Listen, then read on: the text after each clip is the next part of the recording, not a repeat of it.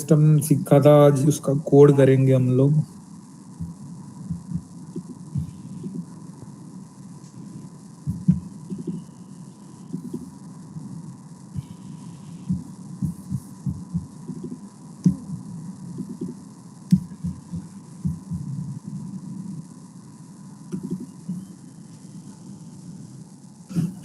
किसी को डाउट है कल तक जो हमने करा था? सबका मॉडल रन हो गया? अगर मॉडल रन हो गया तभी आप ये कर पाओगे। अगर आपका मॉडल रन नहीं हुआ पाइथन का यूज़ करके तो आप ये नहीं कर पाओगे। तो अगर कोई इशू है तो आप पूछ सकते हो, नहीं है तो फिर हम आज कोड की तरफ चलते हैं।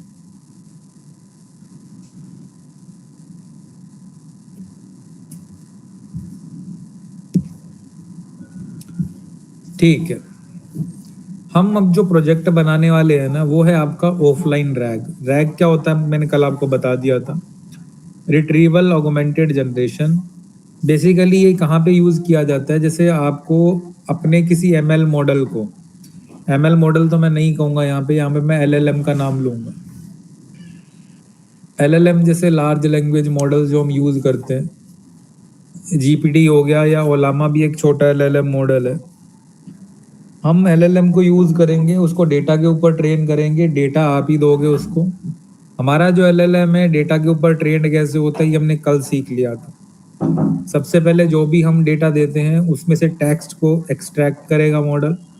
टेक्स्ट एक्सट्रैक्ट करने के बाद उसके छोटे छोटे पार्ट बना देगा। छोटे छोटे पार्ट बनाने के बाद उसकी एम्बेडिंग कर देगा। एम्बेडिंग का मतलब टेक्स्ट को न्यूमेरिक वैल्यू में चेंज कर देगा। एम्बेडिंग करने के बाद उसको वेक्टर डीबी में स्टोर कर देगा। ये पूरी प्रोसेस है, ये हमने कल देखी थी। ठीक है, तो आपको समझ में आ गया होगा रैग बनाते क्यों हैं। अब हम जो रैग बनाएंगे आज वो आपके सिस्टम पे रन होगा, इंटरनेट की नीड नहीं है उसको। ओलामा मॉडल्स वो यूज़ करेगा, लामा 3.2 मैंने इंस्टॉल कर रखा, उसी को यूज़ करेंगे हम। एक आपका मिस्ट्रल मॉडल है, एक आपका गैमा मॉडल है, बहुत सारे मॉडल है लामा में, किसी को भी आप यूज़ कर सकते हो। पीडीएफ फाइल अपलोड कर सकते हो, एक्सेल फाइल अपलोड कर सकते हो, सीएसवी फाइल अपलोड कर सकते हो। डॉक्यूमेंट को एम्बेडिंग में चेंज करेगा, एम्बेडिंग को क्रोमा डीबी में सेव करेगा। क्रोमा डीबी बेसिकली आपका वेक्टर डीबी। रिट्रीव करेगा रेलिवेंट चंक्स को, छोटे छोटे पार्ट को। नॉर्मल लैंग्वेज में क्वेश्चन पूछ सकते हो। Source text use to generate the answer भी आप देख सकते हो। अब हम जो मॉडल बनाने वाले हैं ये उसकी पूरी की पूरी एक फोल्डर स्ट्रक्चर है। ठीक है, इस फोल्डर स्ट्रक्चर के अंदर आपको दिख रहा होगा एक आपके पास app.py है, जिस स्ट्रीमलीट यूआई। स्ट्रीमलीट का यूज करके हम क्या कर सकते हैं, एक वेबसाइट बना सकते हैं। ठीक है, उसके बाद एक rag.py है। rag.py के अंदर जो भी आपके रैग के ऑपरेशंस हैं, एम्बेडिंग हो गया, चंकिंग हो गया और वेक्टर डीबी में स्टोर करना। यहाँ पे ingest.py है, ये आपकी इंजेशन लेयर है। इंजेशन लेयर का मतलब इनपुट लेयर है।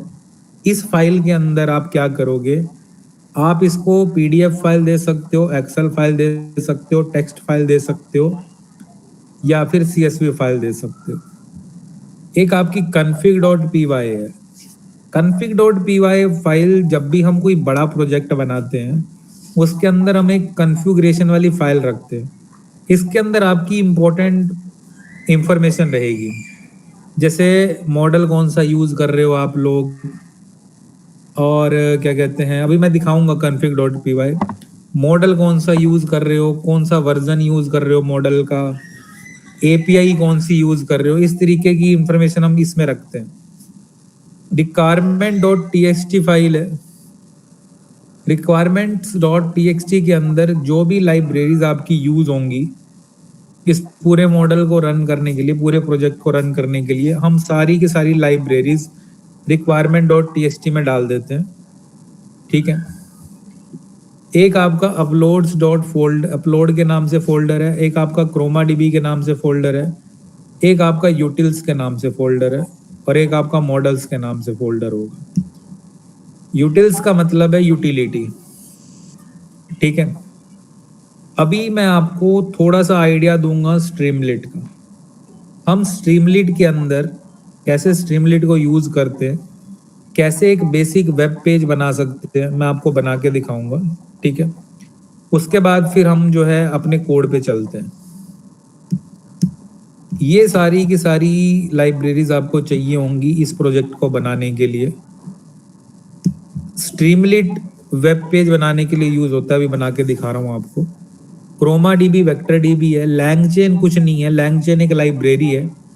लैंगचेन के थ्रू हम क्या करेंगे, एम्बेडिंग करेंगे, चंकिंग करेंगे, वेक्टर डीबी के अंदर स्टोर करेंगे।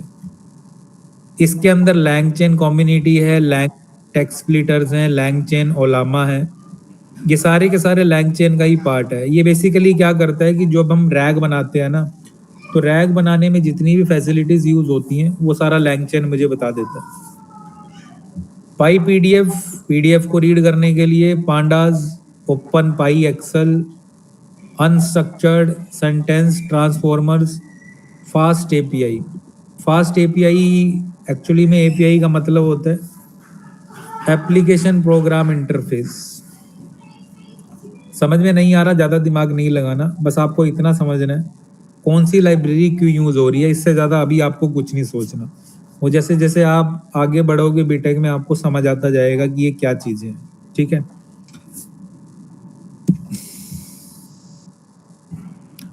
अब मैं पहले आपको स्ट्रीमलिट दिखाता हूँ, स्ट्रीमलिट कैसे काम करता है।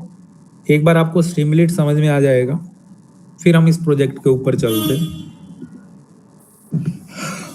मैं चैट जीपीटी ओपन कर रहा हूँ डायरेक्टली आपके सामने, और मैं यहाँ पे एक बहुत ही सिंपल सा कोड लिख रहा हूँ।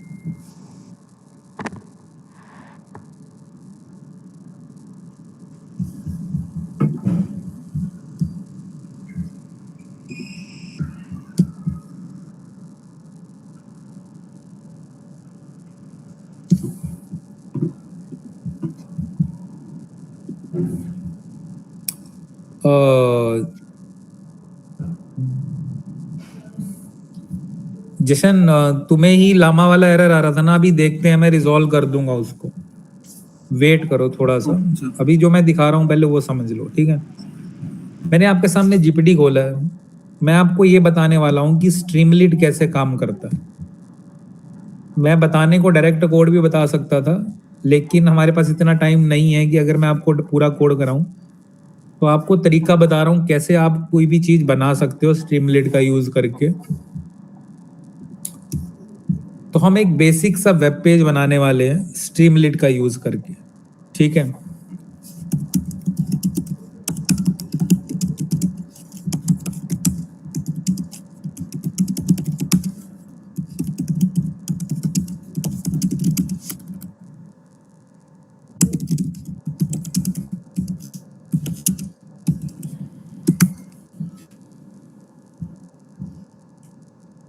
देखो, स्ट्रीमलिट पे काम करने के लिए सबसे पहले पाइथन होनी चाहिए, पाइथन आपके पास है।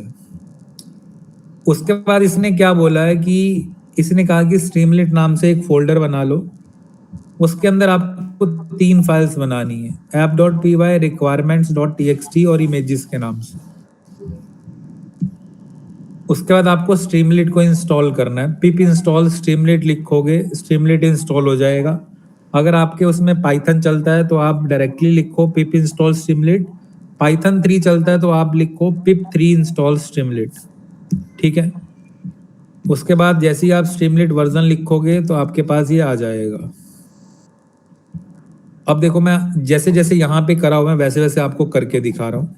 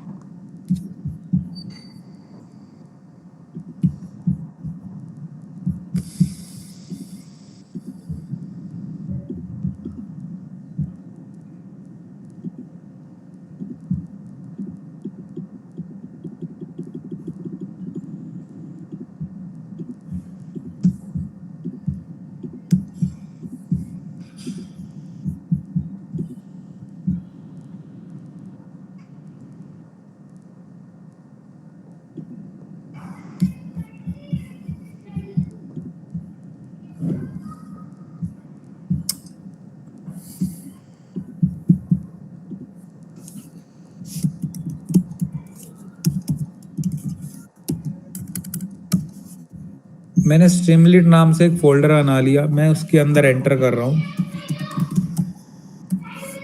ठीक है, इस स्ट्रीमलीट के अंदर देखो जीपीटी मुझे क्या बोल रहा है कि आपको ये स्ट्रक्चर बनानी है।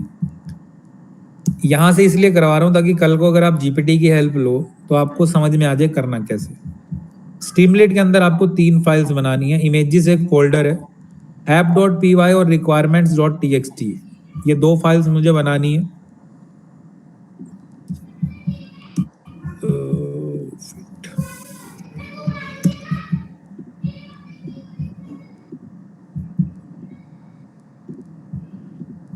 स्ट्रीमलीट के अंदर मुझे क्या बनाना है, app.py बना दी मैंने। एक मुझे बनाना है requirement.txt फाइल है मेरे पास। एक मुझे स्ट्रीमलीट के अंदर इमेजेस के नाम से फोल्डर बनाना है। ठीक है, इतना करने के बाद वो बोल रहा है ये सब आप वर्चुअल इन्वायरमेंट क्रिएट करो, स्ट्रीमलीट को इंस्टॉल कर लो और वर्जन चेक करो उसकी क्या स्ट्रीमलीट आपके फोल्डर में अवेलेबल है या नहीं है। तो मैंने लिखा स्ट्रीमलीट वर्जन, बोल रहा है स्ट्रीमलीट नॉट फाउंड। मेरे पास अभी स्ट्रीमलीट नॉट फाउंड आ रहा है, तो हम यहाँ पे लिखेंगे pip3 इंस्टॉल स्ट्रीमलीट, बट दिखा रहा है कि जो रिक्वायरमेंट्स हैं वो ऑलरेडी सेटिस्फाइड है। ठीक है, तो स्ट्रीमलीट मेरे पास इंस्टॉल्ड है। आगे चलते, app.py हमने बना ली। इसके अंदर बस मैंने 4 लाइन का कोड लिखा है सिर्फ। जब भी आप स्ट्रीमलीट को यूज करेंगे, स्ट्रीमलीट को आपको इंपोर्ट करना पड़ेगा। इंपोर्ट स्ट्रीमलीट एज st वेट, ठीक है, st.title, st.write, st.write। जब भी हम कोई वेब पेज बनाते हैं, वेब पेज के अंदर टाइटल होता है, हेडिंग होती है, इनपुट फीचर्स होते हैं, आउटपुट होती है, यूजर से इनपुट लेनी है, यूजर से कुछ भी लेना है, इन सबको जो है ना एक जैसे title st.write, st.write, Streamlit as a st क्या है, मेरा एक ऑब्जेक्ट है स्ट्रीमलीट का। मैंने उस ऑब्जेक्ट के अंदर एक टाइटल बनाया और 2 मैसेजेस मैंने लिख दिए, हेलो वर्ल्ड और वेलकम टू स्ट्रीमलीट। उसके बाद बोल रहा है कि आप इसको रन करो। तो स्ट्रीमलीट रन app.py, जब भी हम स्ट्रीमलीट का यूज करते हैं ये कमांड होती है। वैसे हम पाइथन का कोई भी कोड रन करते हैं तो पाइथन और फाइल का नाम लिखते हैं, लेकिन जब भी आप स्ट्रीमलीट के साथ काम करोगे तो आपको जो है स्ट्रीमलीट रन, जो भी आपकी फाइल का नाम है वो लिखना होता है। तो मैं यहाँ पे यही लिखने जा रहा हूँ। ये बोल रहा है कि रन नहीं कर रहा, तो जब रन ना करे तो एक दूसरी कमांड होती है इसको रन करने के लिए, मैं दिखाता हूँ आपको।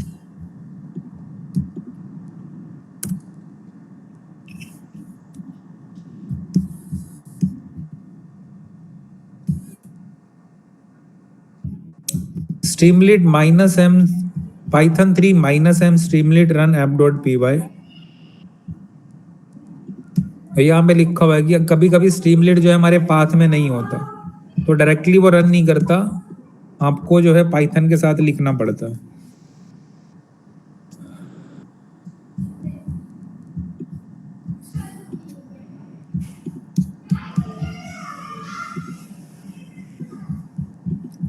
तो देखो वेब पेज बन गया मेरे पास।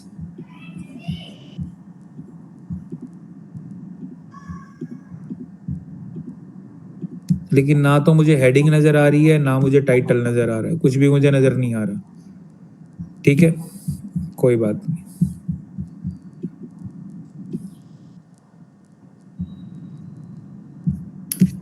उसके बाद देखो आगे चलते, इस तरीके से जैसे मैंने स्ट्रीमलीट का यूज करा, मेरे पास वेब पेज बन गया।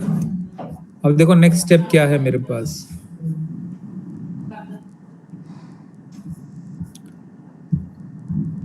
अब मैं हेडिंग्स वगैरह ऐड कर रहा हूँ। टाइटल हमने पहले ही बता दिया था। ठीक है,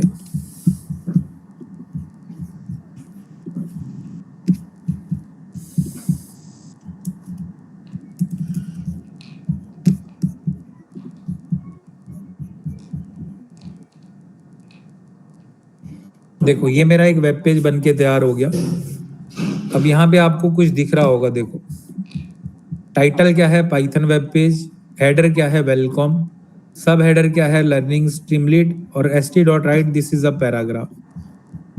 ये आपका टाइटल है, ये हेडर है, ये सब हेडिंग है, और ये पैराग्राफ है। बाय डिफॉल्ट जब आप कुछ हेडिंग बताते हो, टाइटल बताते हो, कुछ भी बताते हो, टाइटल का साइज डिफाइंड है बाय डिफॉल्ट, हेडिंग का डिफाइंड है, सब हेडिंग का डिफाइन है, और जब भी आप कोई टेक्स्ट लिखते हो तो उसका साइज डिफाइन है। तो 4 लाइनों के कोड से आपने एक वेब पेज बना दिया पाइथन के अंदर स्ट्रीमलेट का यूज करके। ठीक है, आप चाहो तो इसमें और भी काफी एडवांसमेंट कर सकते हो। जैसे अब वो बोल रहा है कि आप ऐड टेक्स्ट इनपुट आप डाल सकते हो। ठीक है, इतना करने के बाद आप चाहो तो यूजर इनपुट भी ले सकते हो, जैसे मैं यहाँ पे ले रहा हूँ। इसके बाद मैं यहाँ पे ले रहा हूँ ये इनपुट। ठीक है, जैसे ही मैं इसको रिफ्रेश करूंगा तो आप यहाँ पे अपना नेम भी लिख सकते हो। ठीक है, जैसे ही मैंने एंटर दबाया तो मेरा नेम नीचे प्रिंट हो गया। यही कुछ हम अपनी ऐप में करने वाले हैं। जो भी मैं यहाँ पे लिखूंगा वो मेरा एलएलएम के पास चला जाएगा। अभी जो भी मैं लिख रहा हूँ वो मुझे आउटपुट पे दिखा रहा है। मैंने क्या लिखा यहाँ पे, मैंने लिखा कि name is equal to st.text input. जैसे हम सी के अंदर scanf लिखते हैं, स्कैनएफ से यूजर इनपुट ले लेते हैं, वैसे स्ट्रीमलीड के अंदर st.text इनपुट लिख के आप कुछ भी लिखो। इफ नेम में कुछ भी आएगा तो वो क्या राइट कर देगा, हेलो नेम, हेलो के साथ आपका नेम लिख देगा आगे। अगर और इसमें थोड़ा आगे बढ़े तो ये बोल रहा है कि आप बटन भी ऐड कर सकते हो।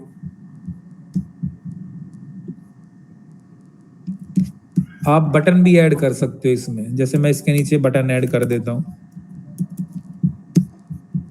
अब मैं अगर इसको रिफ्रेश करूंगा तो यहाँ पे बटन आ जाएगा, क्लिक मी, बटन क्लिक्ड।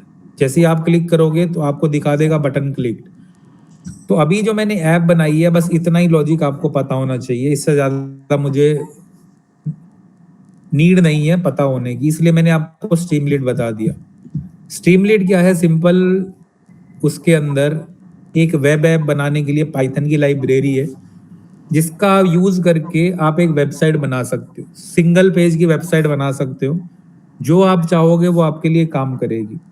अब इसके अंदर कुछ बेसिक बेसिक कॉन्सेप्ट्स हैं, जैसे जहां से स्टार्ट हो रहा है, टाइटल, हेडर, सब हेडर, पैराग्राफ राइट करना, इनपुट लेना, बटन ऐड करना। इस तरीके से आप 2 नंबर एंटर करवा के सम कर सकते हो, स्लाइडर ऐड कर सकते हो। जैसे अगर मैं आपको स्लाइडर ऐड करके दिखाऊं अपने कोड में, वो सारी फंक्शनैलिटी जो आप लेटेस्ट वेबसाइट्स में देखते हो, तो देखो स्लाइडर आ गया, आप इसको बढ़ा सकते हो, घटा सकते हो। जो भी आप एज सेलेक्ट करोगे वही एज आपकी हो जाएगी। चेक बॉक्स ऐड कर सकते हो, जैसे हम टिक करते हैं कुछ चीज़ें, जैसे अमेजोन पे शॉपिंग करने जाते हैं तो वो सिलेक्ट करने के लिए बोलता है, वो चेक बॉक्स लगा सकते हो। रेशो बटन लगा सकते हो, सिलेक्ट बॉक्स लगा सकते हो, इमेज ऐड कर सकते हो, अपलोड इमेज कर सकते हो, डेटा फ्रेम बना सकते हो जैसे पांडास में बनाया था। आप चाहो तो एक पेज के ऊपर अपना डेटा भी दिखा सकते हो, प्लॉट चार्ट कर सकते हो, साइड बार बना सकते हो, मल्टी पेजेस बना सकते हो, एक से ज़्यादा पेजेस बना सकते हो। ठीक है, तो ये आपका स्ट्रीमलीड है। स्ट्रीमलीड के अंदर हम वेबसाइट्स बना सकते हैं। पाइथन की एक बहुत ही पावरफुल लाइब्रेरी है, बहुत इजी है, ज़्यादा टफ भी नहीं है। जैसे मैंने आपके सामने ये एक सिंपल स्टैटिक पेज बना दिया मैंने, जो आप यहाँ लिखोगे, क्लिक करोगे, बटन क्लिक पे आ जाएगा, विशाल लिखोगे, एंटर मारोगे, हेलो विशाल आ जाएगा। इतना ही अभी तक हमें सीखना था। तो आई होप कि आपको स्ट्रीमलीड समझ में आ गया होगा। अब चलते हैं अपने कोड के ऊपर, रैक कोड के ऊपर। स्ट्रीमलीड के हम यूआई के लिए यूज कर रहे हैं। जैसे अभी मैंने आपको एक पेज बना के दिखाया, स्ट्रीमलीड से हम पेज बनाएंगे। requirement.txt में जितनी भी मेरे को लाइब्रेरी चाहिए मैं डाल दूंगा। उसके बाद बस मैं एक कमांड रन करूंगा, pip3 install requirements.txt। तो जितनी भी मैंने लाइब्रेरी अपनी रिक्वायरमेंट में लिखी होंगी वो सारी की सारी अपने आप इंस्टॉल हो जाएंगी बस ये कमांड लिखने से। इसीलिए जितने बड़े बड़े आपके प्रोजेक्ट्स होते हैं उन प्रोजेक्ट्स के अंदर हम requirement.txt फाइल लिखते हैं। उसके अंदर जितनी लाइब्रेरीज चाहिए वो सारी लिख लेते हैं। जैसे ही मैं ये कमांड रन करूंगा सारी फाइलें अपने आप, जितनी लाइब्रेरी है सब इंस्टॉल हो जाएगी अपने आप। अदरवाइज आपको एक एक करके सारी कमांड डालनी पड़ेंगी। उसके बाद हमें क्या करना है, देखो इतना हो गया। अब इसको मैं बंद कर देता हूं। अभी मैं आपको रैग वाला फोल्डर दिखाता हूं, ठीक है। असाइनमेंट्स,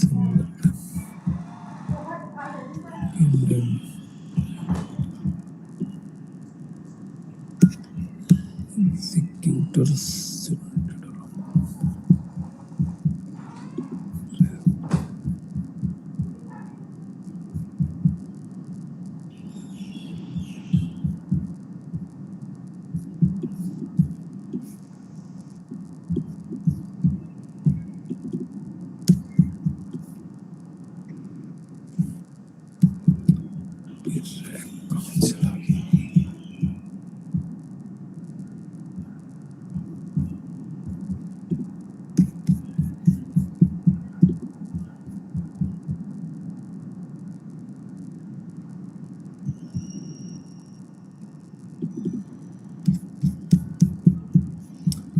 देखो ये मेरा फोल्डर है रैग वाला, ठीक है। इस रैग के अंदर हम काम कर रहे हैं। इसके अंदर मैंने कौन कौन से फोल्डर बना रखे हैं, मैंने क्रोमा डीबी बनाया है, अपलोड्स बनाया है, यूटिल्स बनाया है और कुछ ये फाइल्स बनाई हैं मैंने। तो स्टेप नंबर 1 क्या है हमारे पास, स्टेप नंबर 1 है रिक्वायरमेंट डॉट टी को क्रिएट करना। तो ये रहा मेरे पास रिक्वायरमेंट डॉट टी। इसके अंदर जितनी लाइब्रेरीज चाहिए थी मैंने डाल दी यहाँ पे। उसके बाद बस मुझे क्या करना है, मुझे एक कमांड रन करनी है, pip3 -m install requirements dot T. ये वाली कमांड रन करनी है, सारी की सारी लाइब्रेरीज इंस्टॉल हो जाएंगी। उसके बाद मुझे पुल लामा मॉडल्स करना है और इस लामा मॉडल को मुझे रन करना है। तो मैं अपने टर्मिनल पे जाऊंगा, मैं यहाँ पे लिखूंगा टर्मिनल और यहाँ पे मैं क्या करूँगा, अपने लामा मॉडल को रन करूँगा यहाँ पे, ठीक है। लामा मॉडल को रन करने के लिए मेरे पास कमांड है ओलामा रन पुल जस्ट ओलामा रन लामा 3.23b। जैसे मैं इसको रन करूँगा तो मेरा मॉडल बैकएंड में रन हो रहा है। अब मैं इसको इंटीग्रेट कर सकता हूँ अपने पाइथन कोड के साथ, ठीक है। ये फाइल मैं आपके साथ शेयर करूँगा, इसके अंदर पूरा कोड है, फोल्डर की स्ट्रक्चर है, सब कुछ है इसके अंदर। अभी आप समझो कि मैं क्या कर रहा हूँ। स्ट्रीमलीट कैसे यूज़ करते हैं मैंने आपको दिखा दिया। उसके बाद हम सबसे पहले मैंने रिक्वायरमेंट्स डॉट टी फाइल बनाई, उसके अंदर ये सारी लाइब्रेरीज डाल दी।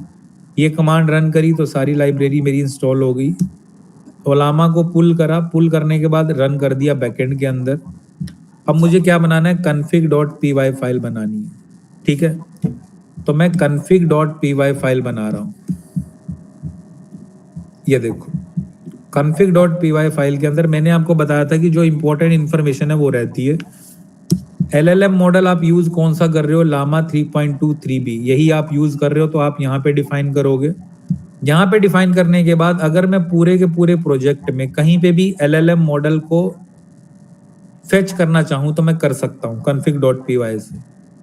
एम्बेडेड मॉडल नॉमिक एम्बेड टेक्स्ट, ये आपके एम्बेडिंग के लिए एक मॉडल यूज होगा जिसको मैंने ओलामा में से ही क्या किया है, एक्सट्रैक्ट किया है।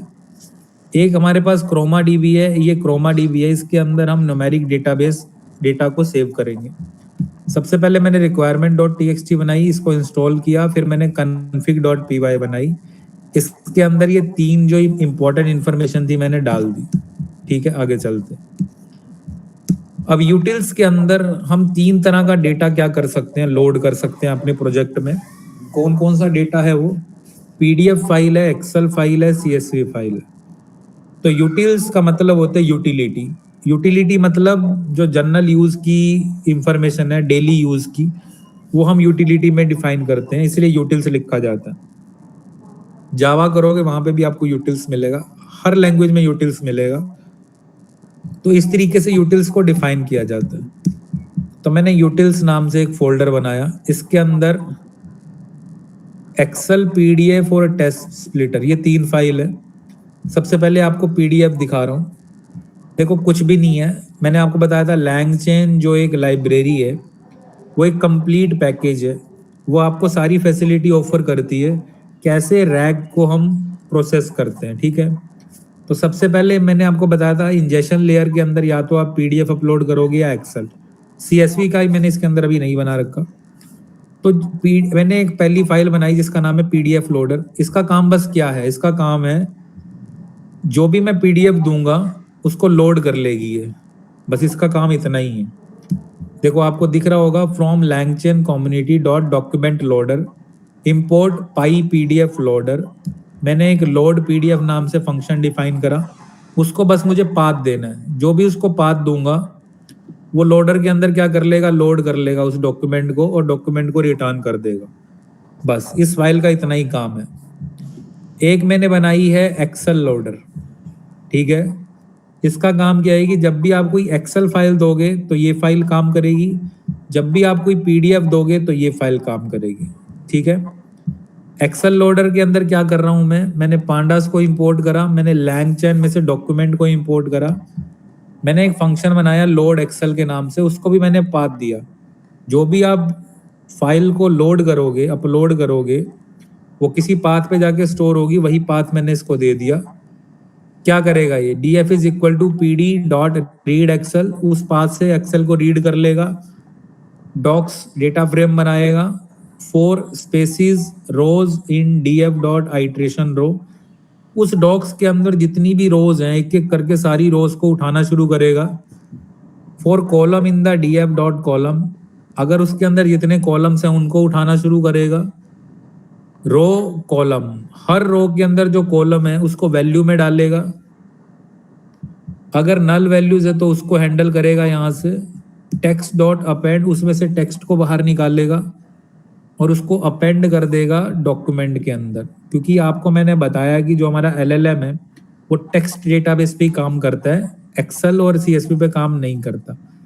तो सबसे पहले अगर हम पीडीएफ दे रहे हैं तो टेक्स्ट आ जाएगा मेरे पास, लेकिन अगर मैं एक्सेल या सीएसवी फाइल दे रहा हूँ तो वो पहले सारे टेक्स्ट को उठाएगा, उसको टेक्स्ट में चेंज करेगा, रोज कॉलम को हटा के उसको टेक्स्ट में बनाएगा और डॉक्यूमेंट में सेव कर देगा। इस फाइल का काम बस इतना है।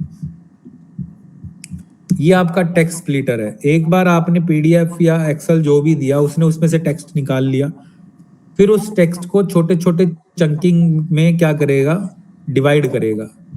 लैंगचेन टेक्स्ट स्प्लिटर्स टेक्स्ट को छोटे छोटे पार्ट में डिवाइड करेगा जिसको चंकिंग बोलते हैं। DF split docs splitter recursive character text splitter, ये छोटे छोटे पार्ट में, जैसे चंक साइज हजार वर्ड में डिवाइड कर रहा है वो। चंक ओवरलैप, जो लास्ट के 200 वर्ड्स हैं, जैसे एक चंक में जो लास्ट के 200 हैं वही नेक्स्ट चंक में फर्स्ट के 200 होंगे। ओवरलैपिंग जो मैंने आपको कल सिखाई थी, ठीक है। तो बस इसका काम, ये 3 फाइल्स का काम बस इतना ही है। पीडीएफ लोडर पीडीएफ को लोड करेगा, एक्सेल लोडर एक्सेल को लोड करेगा, एक्सेल में से टेक्स्ट निकालेगा बाहर, उसको डॉक्स में डाल देगा। टेक्स्ट स्प्लिटर जो भी आपने टेक्स्ट बाहर निकाला उसको छोटे छोटे पार्ट में चंकिंग कर देगा, ठीक है। यही यहाँ पे 3 फाइल्स डिफाइन है आपके पास, ठीक है। उसके बाद है ingest डॉट py। अभी तक हमने रिक्वायरमेंट का काम समझा क्या है, कॉन्फ़िग का काम समझा क्या है, यूटिल्स के अंदर एक्सेल लोडर, पीडीएफ लोडर और टेक्स्ट स्प्लिटर का काम क्या है, इतना हमने समझा। कोड पे ज़्यादा ध्यान मतलब इतना मत देना कि सर इसमें क्या हो रखा है, बस आपको समझ में आना चाहिए कि कोड मेरा कर क्या रहा है। चंक साइज 1000, मतलब एक चंक के अंदर 1000 वर्ड्स होंगे। ओवरलैप क्या होता है मैंने आपको कल बता दिया था। अभी हम देखने वाले हैं इंजेस्ट लेयर, ठीक है। इंजेस्ट लेयर क्या है, ये आपकी इनपुट लेयर है, यहीं से डेटा जो है आपका एंटर करेगा, सारा काम यहीं पे होने वाला है हमारा पास, ठीक है। अब मैं आपको एक एक करके समझाता जाऊंगा इसमें हो क्या रहा है। देखो सबसे पहले तो मैंने ओएस को इंपोर्ट करा है। ओएस लाइब्रेरी किस लिए यूज करते हैं? कोई फाइल क्रिएट करने के लिए, कहीं सेव करने के लिए, फाइल को अपेंड करने के लिए, रीड करने के लिए। यूटिल्स फोल्डर आपके पास है, आप ही ने बनाया यूटिल्स। यूटिल्स के अंदर पीडीएफ लोडर है, यूटिल्स के अंदर एक्सेल लोडर है, यूटिल्स के अंदर टेस्ट स्प्लिटर है। पीडीएफ लोडर में से लोड पीडीएफ वाला फंक्शन आपने कॉल करा, एक्सेल लोडर में से लोड एक्सेल वाला फंक्शन कॉल करा, टेस्ट स्प्लिटर में से स्प्लिट डॉक्स वाला फंक्शन कॉल करा। ये सारी फाइलें आप ही ने लिखी हैं, ये मत समझना कि ये कहाँ से आ रही हैं। ये पढ़ी है सारी की सारी फाइलें। Excel loader, PDF loader, test splitter. Excel loader के अंदर लोड एक्सेल, पीडीएफ लोडर के अंदर लोड पीडीएफ, टेस्ट स्प्लिटर के अंदर स्प्लिट डॉक्स। ये सब आपने लिखा। लैंगचैन ओलामा में से ओलामा एम्बेडिंग को मैंने इंपोर्ट करा, लैंगचैन क्रोमा में से क्रोमा को इंपोर्ट कर लिया। आपको पता है क्रोमा क्या है? वेक्टर डीबी है जिसके अंदर न्यूमेरिक वाला डेटा हमने सेव करना है। ओलामा एम्बेडिंग क्या है? ये टेक्स्ट को एम्बेडिंग में चेंज करेगा। ठीक है, ये हमने एम्बेडिंग्स के अंदर ओलामा एम्बेडिंग में से एम्बेड मॉडल को कॉल कर लिया मैंने। ये मेरी इंजेस्ट की फाइल है। Extra is equal to os dot path dot split text file 1 dot lower. ये इसका, इस लाइन का काम क्या है? अगर आपके पूरे टेक्स्ट के अंदर कोई भी कैपिटल लेटर है तो उसको छोटे पार्ट में, मतलब स्मॉल लेटर्स में चेंज कर देगी। ये लाइन जो भी हमने टेक्स्ट लिया है उसको छोटे पार्ट में चेंज कर देगी। ठीक है, लोड डॉक्यूमेंट्स, अगर तो डॉट पीडीएफ है तो लोड पीडीएफ वाला फंक्शन काम करेगा। अगर एक्सेल फाइल आप लोड कर रहे हो तो लोड एक्सेल वाला फंक्शन काम करेगा। अदरवाइज बोलेगा कि अनसपोर्टेड फाइल टाइप। ध्यान से समझना क्या चीज है, सिंपल चीज है जो लिखा हुआ है, बस आपको पढ़ोगे तो आपको समझ में आ जाएगा। तीनों की तीनों फाइलें आपने बनाई हैं। एम्बेडिंग आपने लैंगचैन में से कॉल करा, लैंगचैन क्रोमा में से क्रोमा डीबी कॉल करा। कन्फिग फाइल आप ही ने बनाई है, ये कन्फिग फाइल भी आप ही ने बनाई है। तो जितनी भी यहाँ पे इंपोर्ट हुआ है जो भी चीज, वो आप ही ने बना रखी है। एम्बेडिंग में से एम्बेड मॉडल को आपने कॉल करा है, आपने इंजेस्ट नाम का एक फंक्शन बनाया। इस इंजेस्ट को आपने, जो भी फाइल होगी वो आपने दे देनी है इसको। अगर फाइल में कोई भी कैपिटल लेटर है उसको लोअर में बना देगा। पीडीएफ है तो लोड पीडीएफ वाला फंक्शन कॉल होगा, एक्सेल है तो लोड एक्सेल वाला, अदरवाइज बोलेगा फाइल नॉट सपोर्टेड। जैसे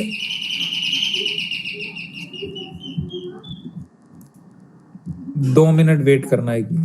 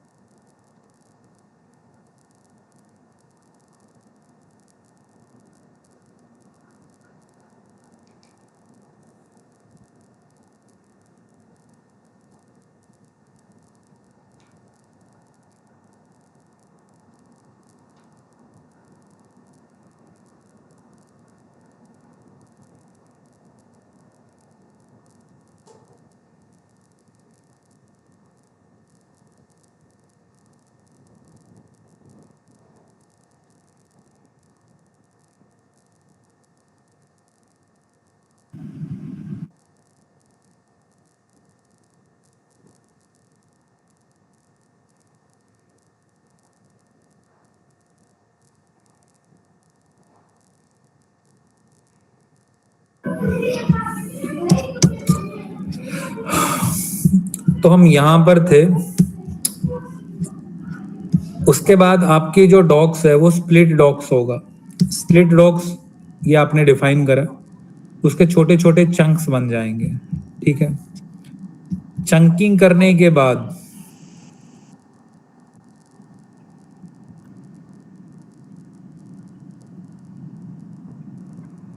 हमें क्या करनी है, एम्बेडिंग करनी है।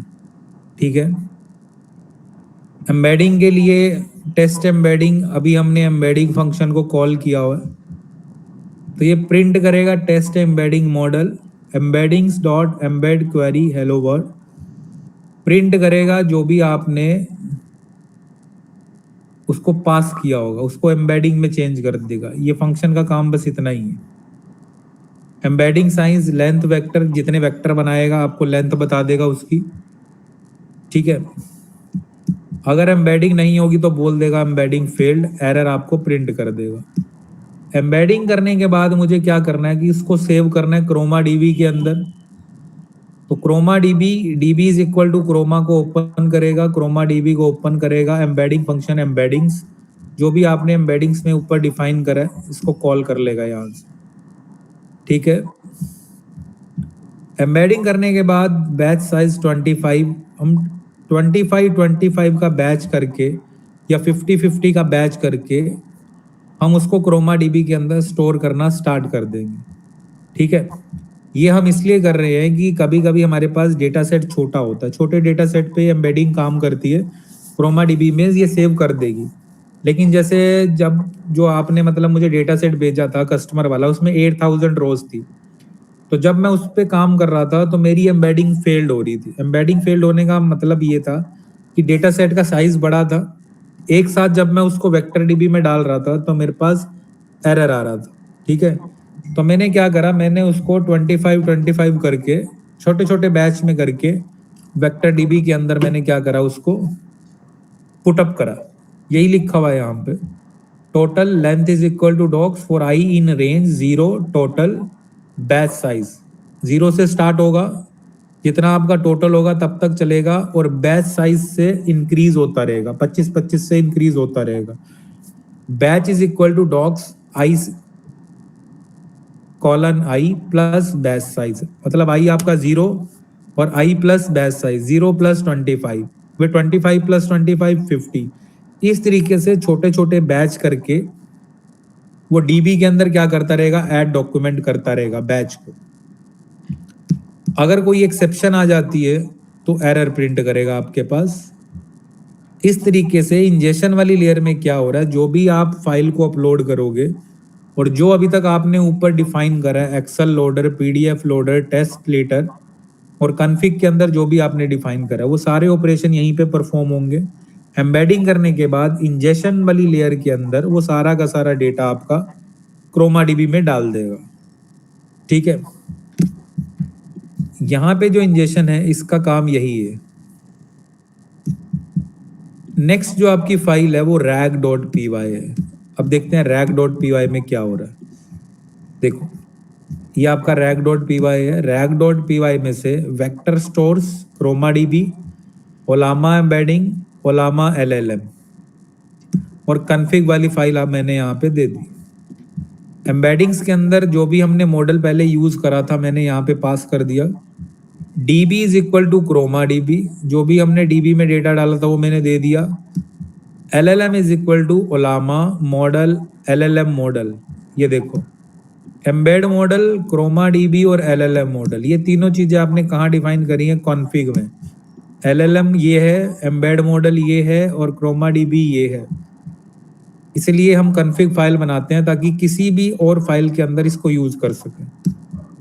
अब मैंने यहाँ पे क्वेरी पूछी, df इज इक्वल टू मतलब डिफाइन करा, आस्क एक फंक्शन है जिसके अंदर मैंने क्वेरी पास करी। ये क्वेरी कहाँ से आ रही है, जो भी आप टाइप करोगे वहां पे जाके वो सारा टाइप किया हुआ यहाँ पे आ जाएगा। यहाँ पे आने के बाद ये क्या करेगा, db डॉट सिमिलैरिटी सर्च, जो भी आपने सर्च करा उसकी सिमिलैरिटी चेक करेगा डेटाबेस के अंदर। अगर सिमिलैरिटी मिल जाएगी तो बोलेगा कि एलएलएम को बोलेगा कि आप इसका आंसर दो बना के। ठीक है।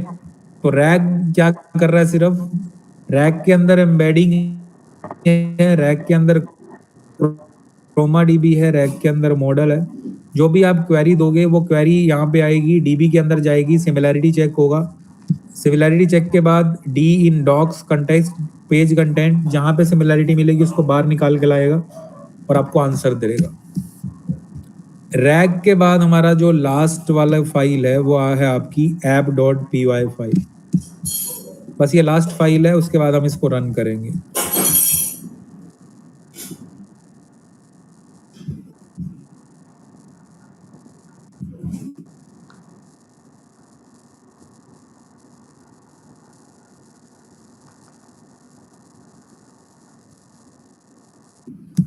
ये हमारी लास्ट फाइल है, ये आपका यूआई है। मतलब अभी जो हमने स्ट्रीमलेट का यूज करके एक पेज बनाया था, अभी तक जितनी चीजें देखी हैं सबके सबको मुझे उस पेज में बैकएंड में इंटीग्रेट करना है।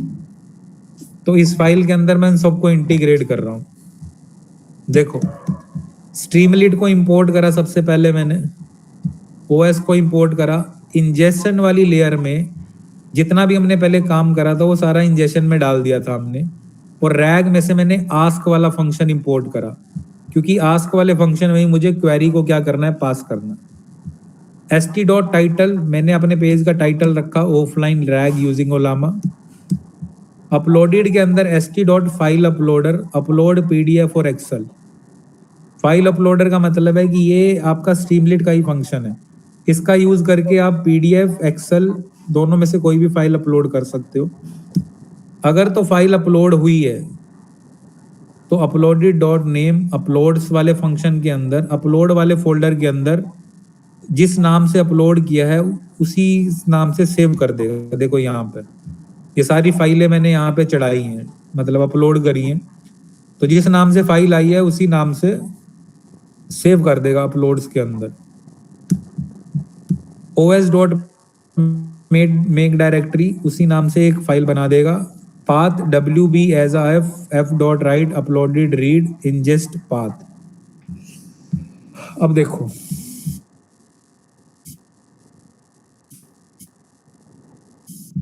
इंजेस्ट पाथ, इंजेस्ट वाली फाइल में जाते हैं। यहाँ पे इंजेस्ट नाम से हमने क्या बनाया था, फंक्शन, और यहाँ पे मुझे क्या देना है, पाथ। जैसे ही आप उसका पाथ दोगे ये क्या करेगा, स्प्लिट कर देगा टेक्स्ट को। स्प्लिट करने के बाद पीडीएफ है तो लोड पीडीएफ वाला फंक्शन कॉल करेगा, एक्सेल है तो लोड एक्सेल वाला, और खत्म कर देगा। तो ऐप डॉट पाई के अंदर आपने यहाँ पे इंजेक्शन वाला फंक्शन यूज करा आपने, ठीक है, इंजेक्शन वाला फंक्शन यूज करा। अगर तो प्रॉपरली इसकी एम्बेडिंग हो जाएगी तो आपको मैसेज दिखेगा इंडेक्स सक्सेसफुली, और उसके बाद मैसेज दिखेगा कि आप अब क्वेश्चन पूछ सकते हो। आपने फाइल चढ़ाई, फाइल किसके पास गई, इंजेक्शन वाली फाइल के पास। इंजेक्शन वाली फाइल के पास जाने के बाद अगर पीडीएफ है तो लोड पीडीएफ फंक्शन रन हुआ, एक्सेल है तो लोड एक्सेल रन हुआ, लोड एक्सेल रन होने के बाद टेस्ट स्प्लिटर रन हुआ, एम्बेडिंग हुई क्रोमा डीबी के अंदर, वो सेव होगी। अगर ये सारी प्रोसेस सक्सेसफुल होती है तो आपको मैसेज दिखेगा इंडेक्स सक्सेसफुली, अब आप क्वेश्चन पूछ सकते हो। उसके बाद स्ट्रीमलीट में से मैंने बटन लगाया आस्क, जो भी आप पूछोगे आस्क पे क्लिक करोगे, आस्क क्वेश्चन। आस्क कहाँ पे था, इंजेक्शन के अंदर था आस्क, आपको याद होगा। देखो कहाँ गया, रैक के अंदर, रैक के अंदर था मेरे पास आस्क। ये रहा आस्क क्वेरी, जो भी आप पूछोगे वो क्वेरी आपकी यहाँ पास हो जाएगी, ठीक है। st डॉट सब हेडर आएगी, आंसर आएगा आपके पास, जो भी आंसर आएगा LLM से वो आपको प्रिंट कर देगा, रिट्रीव कंटेक्स्ट कर देगा और खत्म कर देगा। ये आपके पास पूरा रैग मॉडल है। ये बेसिकली हम यूज करते हैं, किस लिए यूज करते हैं, जब हमें अपने LLM को किसी पर्टिकुलर डेटा के ऊपर ट्रेन करना होता है तो इसको यूज करते हैं। अब मैं आपको रन करके दिखा रहा हूँ। रन कैसे होगा, मुझे सिर्फ app.py रन करनी है, python 3 -m streamlit app.py। मैंने इसको रन करा, जो हमने लिखा था स्ट्रीमलीट में वही आपको दिखा यहाँ पे, ठीक है। ब्राउज फाइल आप कर सकते हो, मैं यहाँ पे ब्राउज फाइल करता हूँ। देखो ये ब्रीफ इंट्रोडक्शन टू एआई है, इस वाली फाइल को मैं अपलोड कर रहा हूँ यहाँ पे। इंडेक्स सक्सेसफुली मतलब ये डेटा मेरा एम्बेडिंग करके चंकिंग करके क्रोमा डीबी के अंदर स्टोर हो गया। इसके बाद आपको दिख रहा है आस्क क्वेश्चन, यहाँ से आप कुछ भी पूछ सकते हो इस डेटा से रिलेटेड। जैसे अगर मैं आपको ये फाइल ओपन करके दिखाऊं तो ये कौन सी फाइल थी, एक मिनट, ये फाइल थी आपकी, ठीक है। अगर मैं इससे पूछूं कि ब्रीफ हिस्ट्री ऑफ एआई, मैं इससे पूछता हूं ब्रीफ हिस्ट्री ऑफ एआई,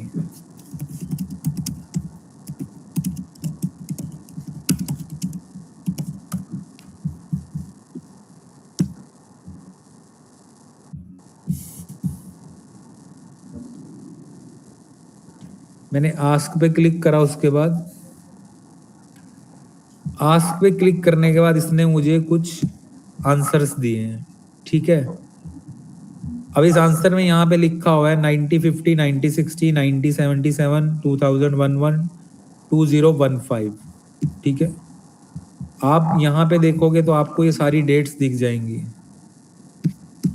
आप चाहो तो यहाँ पे कोई और फाइल भी अपलोड कर सकते हो, जैसे कि हमने कस्टमर का डेटा जो है, ये वाला डेटा सेट मुझे किसी ने भेजा था, मैं इसको यहाँ पे अपलोड कर देता हूँ, ठीक है। जैसे ही मैंने अपलोड करा तो ये यहाँ पे कुछ प्रोसेसिंग होती है, आपको दिख रही होगी। जब तक ये पर्सन भाग रहा है मतलब हमारी एम्बेडिंग चल रही है अभी बैकएंड के अंदर। जब ये पूरी एम्बेडिंग हो जाएगी तो यहाँ पे लिखा आएगा इंडेक्स्ड सक्सेसफुली, ठीक है। जब तक नहीं आता तब तक आपको वेट करना है। देखो यहाँ पे आपको एम्बेडिंग दिख रही है, इसके अंदर 8000 वो है, क्या कहते हैं, रोज है। तो 25-25 करके ये क्या कर रहा है, ऐड करता जा रहा है मेरे वेक्टर डीबी के अंदर। तो यही मैंने आपको बताया था। टेस्टिंग एम्बेडिंग मॉडल हमारा लोड हो चुका है, इंडेक्सिंग ये पहले वाले का है। अब टोटल चंक मेरे पास 8000 है, क्योंकि 8000 रोज है मेरे पास। अब वो 25-25 करके ऐड करना स्टार्ट करेगा। अभी मेरे पास चंकिंग चल रही है, फिर एम्बेडिंग होगी। तब तक मैं आपको डेटा दिखाता हूँ कि हमारे पास डेटा क्या है। वो कस्टमर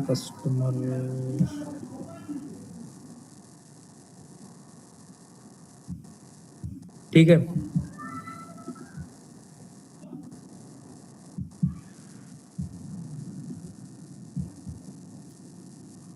अब आप इस पूरे की पूरी एक्सेल में से इससे कुछ भी पूछ सकते हो एम्बेडिंग होने के बाद। जैसे मैं, पहला नाम क्या है, मैरी क्लार्क है, तो इसको कॉपी कर लेता हूँ। इसी के बारे में इससे पूछेंगे। इंडेक्स सक्सेसफुली हो चुका है मेरे पास, उसके बाद आप इससे पूछ सकते हो। मैं जस्ट मैरी क्लार्क लिख के इससे पूछ रहा हूँ। ये घूमना स्टार्ट हो गया, मतलब प्रोसेसिंग चल रही है, सर्च कर रहा है इसके बारे में, जो भी इसने डेटा को क्या कहते हैं एम्बेडिंग करके चंकिंग करके डीबी के अंदर सेव किया था। अब देखते हैं हमें क्या ला के देगा ये बार, जो भी आपने डेटा इसको पास करा।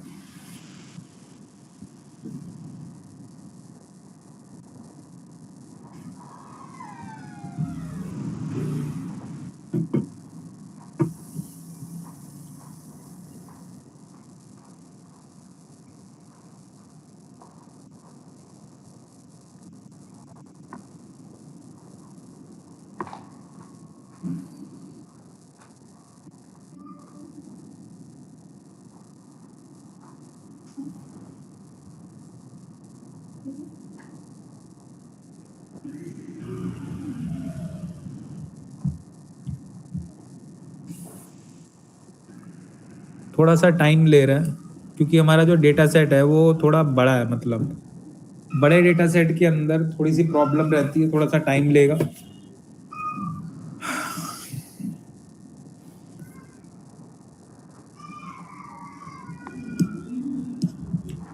देखो इसने क्या बताया आपको, इसने बताया Mary Clark, I see you have been with us, मतलब आप हमारे साथ है पिछले 1 साल से। For 1 year now as a new customer, you have made 40 purchases. अगर आप डेटा सेट में जाके यहाँ पे सर्च करो,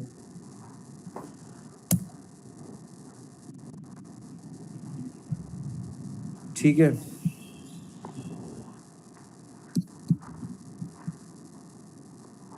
मैरी क्लार्क, इसने कितना परचेज किया हमारे पास, 40 परचेज करा और इतने रुपए का इसने क्या करा, स्पेंड करा है, ठीक है।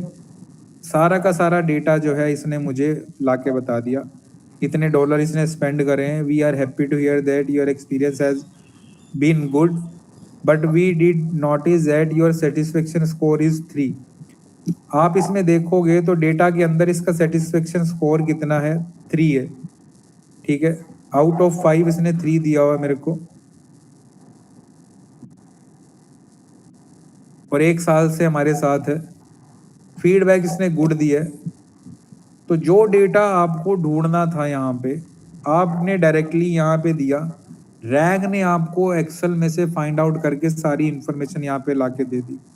उसकी कस्टमर आईडी बता दी इसने आपको, उसकी एज बता दी, कस्टमर टाइप बता दिया, काउंट बता दिया, स्पेंडिंग बता दी, जो भी आपने पूछा उसके बारे में सारा इसने लाके आपको बता दिया, ठीक है।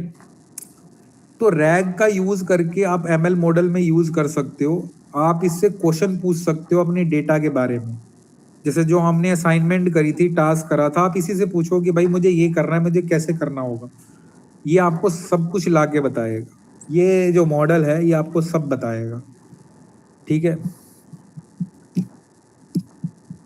तो बस यही मुझे आपको सिखाना था। रैग जो है हमारा, ये थोड़ा एडवांस लेवल का मशीन लर्निंग आप इसको नहीं कह सकते, इसको आप एजेंटिक एआई बोलोगे या फिर जनरेटिव एआई बोलोगे, ठीक है। ये अभी एडवांस टेक्नोलॉजी है। अभी जैसे आप जो डैशबोर्ड देखते हो डेटा एनालिस्ट के लिए, कभी कभी आपको नीचे एक चैटबोर्ड दिखता है, वो यही चीज है। इसी को बना के बैकग्राउंड में कनेक्ट किया हुआ है। जब भी आप कोई डेटा अपलोड करते हो पावर बीआई पे या एक्सेल पे, किसी पे भी, वो सारा डेटा इसके पास एक्सेस हो जाता है। आपको कोई ग्राफ बनाने हैं तो उसकी उन्होंने कोड लिखा हुआ है बैकएंड में, बट आप कुछ नया पूछते हो तो यही आपको आंसर करता, ठीक है। तो मैं आपके साथ फाइल शेयर कर रहा हूँ कंप्लीटली रैग की, जिससे मैंने अभी आपको पढ़ाया। इसका यूज करके आप ये पूरा का पूरा प्रोजेक्ट बना सकते हो। डायरेक्टली कोड इस बार मैं आपको नहीं शेयर कर रहा हूँ, एक सेपरेट फाइल आपके साथ शेयर कर रहा हूँ। इसको जब आप करोगे तो आपको थोड़ा समझ भी आएगा कैसे काम करते हैं, ठीक है। रैग,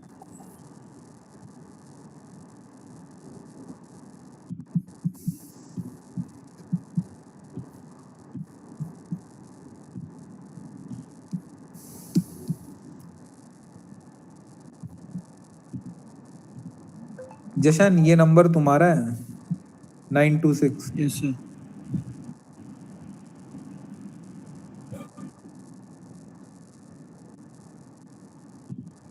तुम्हारा ओलामा वाला जो एरर है वो रिजॉल्व हो गया? नहीं सर। तुम्हारी आवाज नहीं आ रही,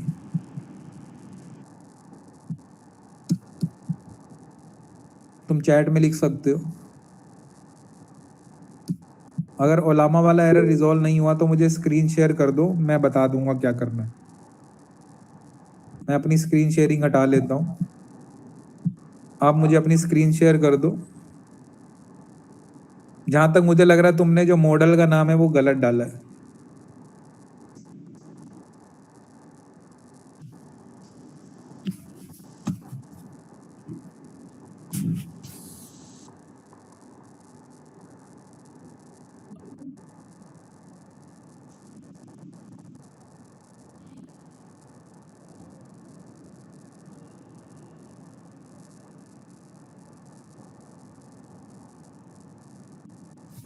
ये पूरा एरर मुझे कॉपी करके भेजना,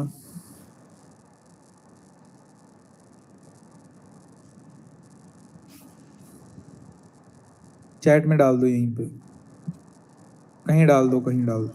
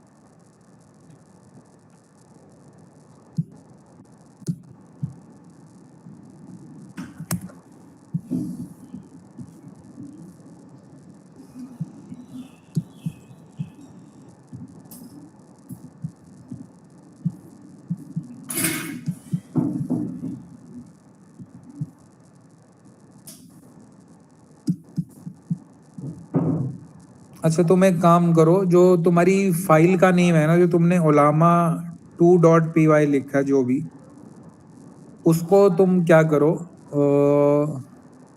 OLL, आमा हटा दो आगे का, आमा और 2 हटा के उसको OLL.py के नाम से सेव करके रन करो।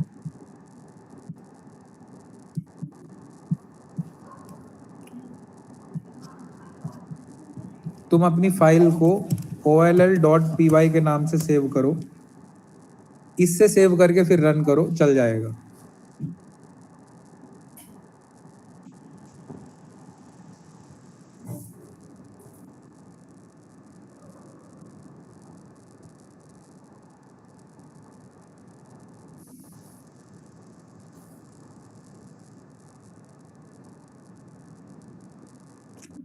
दिखाना क्या एरर आ रहा है एक बार फिर से।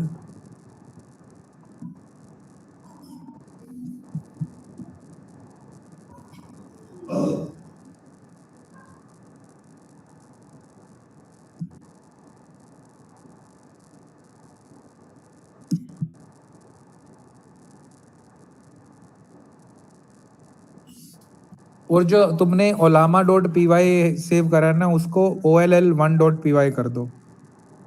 दूसरी फाइल को, दूसरी इसको नहीं। हाँ, इसको OLL.py के नाम से सेव करो। OLL2.py, हाँ सेव करो।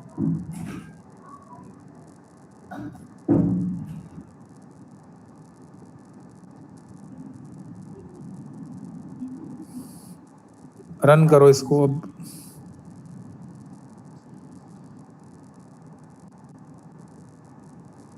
चल गया, लिखो यहाँ पे कुछ भी।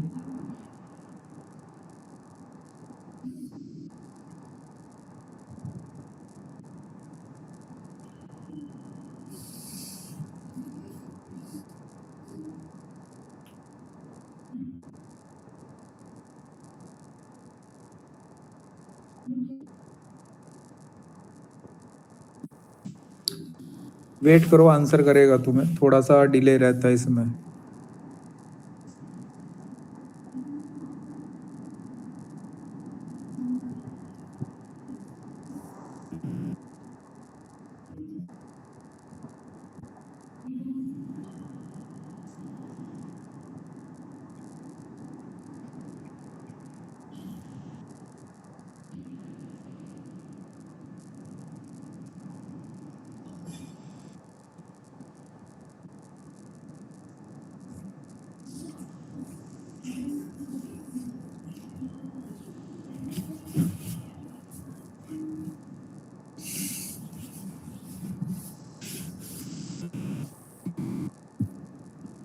तुम्हारा जो एरर था वो किसी को भी आ सकता है, बता देता हूँ आ क्यों रहा था।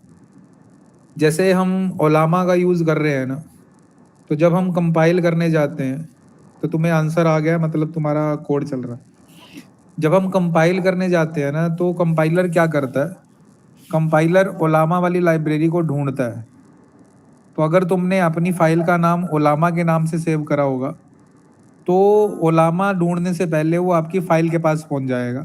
और आपकी फाइल के पास कोई भी ओलामा में से, जैसे मैंने चैट को इंपोर्ट करा, तो आपकी फाइल के पास चैट नाम का कोई फंक्शन नहीं है, तो वो आपको एरर दे रहा है। अगर आप एरर पढ़ोगे तो आपको दिख रहा होगा, most likely due to a circular import. Circular import का मतलब है कि दोबारा इंपोर्ट हो रखा है, जो साइकिल घूम रहा है, एक जहां वो जाना चाह रहा है वहां नहीं जा पा रहा, दूसरी जगह पे पहुंच रहा है। इसलिए अगर आपको भी कभी भी ये एरर आए, तो जो आपने ओलामा नाम से फाइल बनाई है उसका नाम चेंज कर दो, ओलामा मत रखो। OLL1 कर दो, OLL2 कर दो, टेस्ट कर दो, कुछ भी कर दो, लेकिन लाइब्रेरी के जैसा नाम कभी मत रखो। ये एरर यहाँ पे नहीं, कहीं और भी आ सकता है आपको, ठीक है।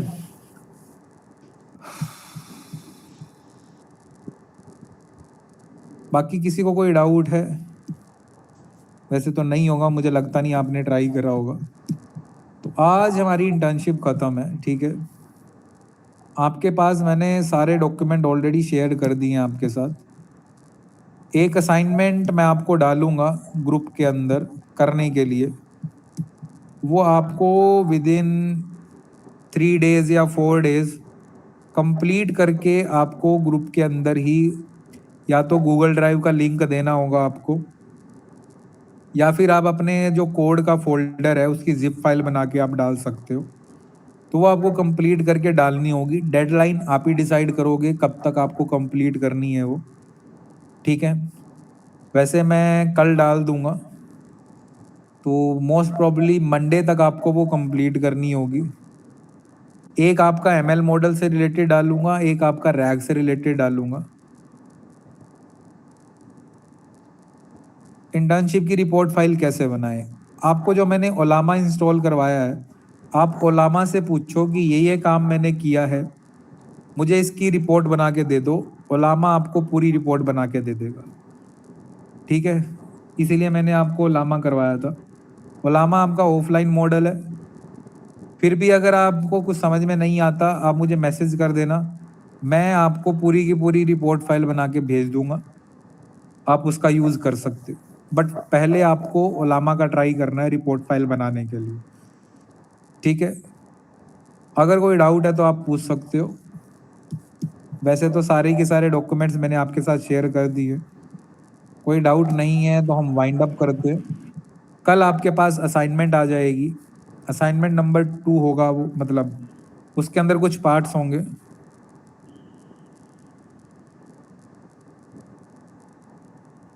हाँ भाई, आप लोग यूज़ कर सकते हो रिपोर्ट। ओलामा जो है एक तरह का जीपीटी ही है। आप उससे कुछ भी पूछोगे वो आपको आंसर करेगा।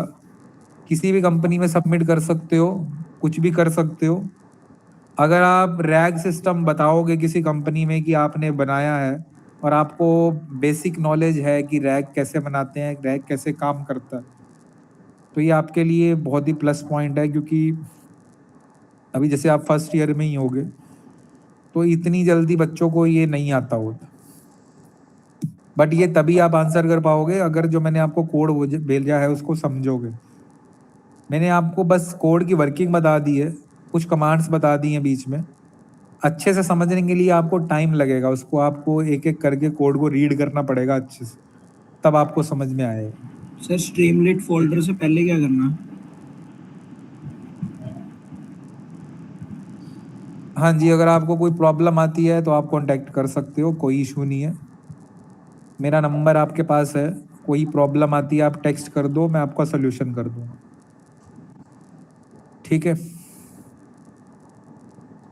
कोई और डाउट है तो पूछ सकते हो, अदरवाइज एंड करते हैं। कल आपके पास असाइनमेंट आ जाएगी, मंडे तक आपको कंप्लीट करके उसको सबमिट करना हो।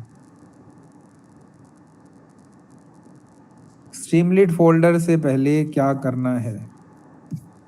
कहाँ पे आप पूछना चाह रहे हो? यहाँ पे?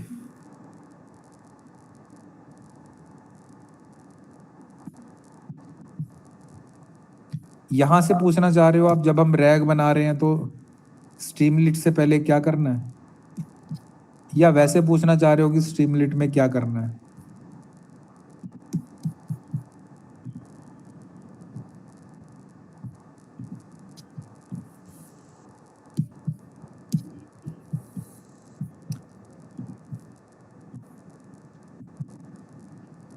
स्ट्रीमलीट कोड से करने से पहले सबसे पहले तो आपको लाइब्रेरी को इंस्टॉल करना है।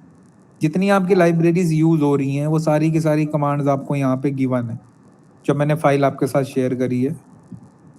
अगर आपको कुछ समझ में नहीं आता तो जैसे जैसे इस फाइल में हुआ है आप वैसे वैसे रन करते जाओ, अपने आप जो है आपका कोड रन हो जाएगा। बस एक चीज़ ध्यान रखना, यहाँ पे जो एलएलएम मॉडल है, जिस मॉडल को आप इंस्टॉल करोगे यहाँ पे उसी का नाम होना चाहिए। जैसे यहाँ पे ओलामा पुल लामा 3.23 भी है, और एक कमांड है ओलामा पुल मिस्ट्रल भी है। अगर आपने मिस्ट्रल को पुल करा तो मिस्ट्रल का नाम ही यहाँ पे होना चाहिए, बाकी कुछ भी आपको चेंज नहीं करना। स्ट्रीमलीट का कोड रन करने के लिए हम डायरेक्टली पाइथन वाली फाइल्स, मतलब कमांड से रन नहीं करते। हम स्ट्रीमलीट रन जो भी आपकी फाइल है वो लिखते हैं, वो रन कर जाता है। अगर उससे रन नहीं कर रहा और लाइब्रेरी आप इंस्टॉल कर चुके हो, तो फिर हम एक कमांड लिखते हैं स्ट्रीमलीट को रन करने के लिए, जो कि मैं आपके ग्रुप में डाल रहा हूँ।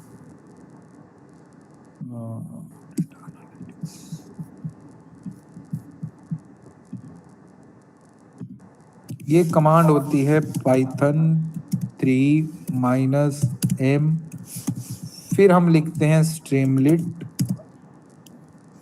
रन, जो भी आपका फाइल का नाम है, फॉर एग्जांपल app.py है, तो ये आपकी कमांड है जो हम लिखते हैं। ठीक है,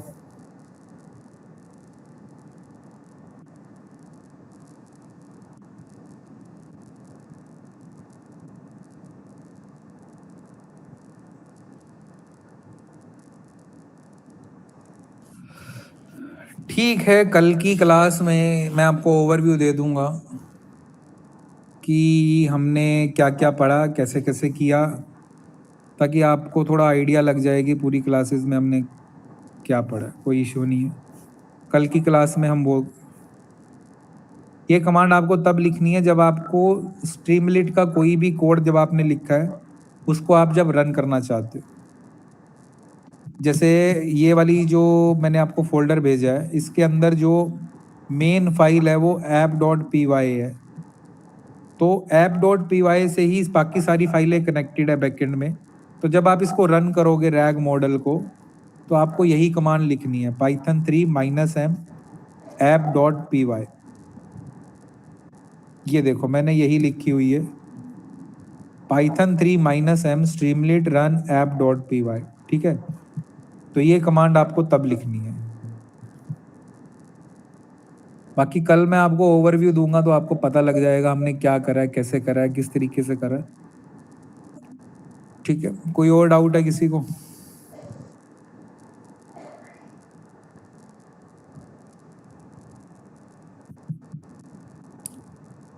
ठीक है, सेशन एंड करते हैं, कल मिलेंगे। कल आपको पूरा ओवरव्यू दे दूंगा। असाइनमेंट भी आपके पास कल आ जाएगी, मंडे तक आपको सबमिट करनी होगी। ड्राइव का लिंक मैं आपके साथ शेयर कर दूंगा, उसी ड्राइव में आप फोल्डर को अपलोड कर देना अपने नाम से सेव करके। ठीक है, कोई और डाउट है तो? नहीं, स्ट्रीमलिट का वर्जन इंपॉर्टेंट नहीं है, वो आप कमांड लिख सकते हो। स्ट्रीमलिट वर्जन लिखोगे तो वर्जन प्रिंट हो जाएगा। वो जस्ट इसलिए कहा था मैंने ताकि आपको पता लग जाए स्ट्रीमलिट इंस्टॉल्ड है या नहीं है। अगर खुद ही आपने इंस्टॉल करा है तो आपको पता ही है कि आपने इंस्टॉल करा है, तो वर्जन चेक करने की नीड नहीं है। वो सिर्फ वर्जन ये देखने के लिए मैंने लिखा था कि स्ट्रीमलिट इंस्टॉल्ड है या नहीं है, बस। ठीक है, कल मिलेंगे। कल आपके पास असाइनमेंट भी आ जाएगी। कोई डाउट है, जो भी मैंने आपको करवाया आप रन करके देख लेना। कोई डाउट है कल पूछ लेना, उसको रिजॉल्व कर देंगे। अगर नहीं है तो फिर असाइनमेंट आप लोग सबमिट कर देना। कोई इशू आता है तो पूछ सकते हो। ठीक है, ठीक है, तो वाइंड अप करते हैं, कल मिलेंगे क्लास में। ठीक है, ओके, बाय।